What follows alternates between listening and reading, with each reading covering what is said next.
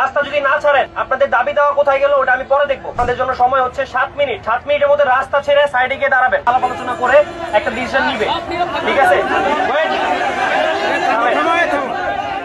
ওকে, এটা ছিল আপনাদের দাবি দেওয়ার আপডেট। অলরেডি অলরেডি নেগোসিয়েশন চলতেছে, নেগোসিয়েশন চলবে, এটা নিয়ে আমাদের কোনো সমস্যা নাই। ফ্যাক্টরিতে ভিতরে শ্রমিক এবং মালিক পার্টির যদি কোনো রকম অমিল থাকে সেটা নেগোসিয়েশনের মাধ্যমে সমাধান হবে।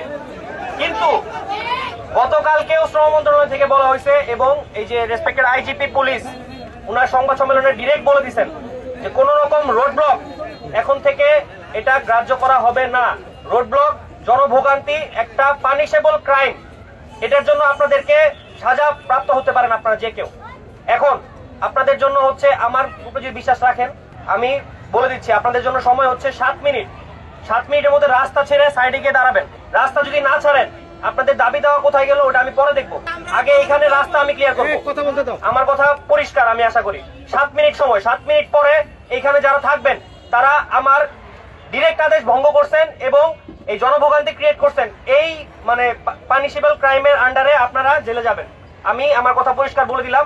7 মিনিট পরে আমি যদি দেখি রাস্তা এখানে ক্লিয়ার এবং আপনার ওইখানে, আমি আইপি পুলিশ আমরা আমাদের একদম সর্বোচ্চ চেষ্টা করবো আপনাদের দাবি দেওয়া যতখানি করা যায় আমরা করে দিয়ে তারপরে এখান থেকে যাবো।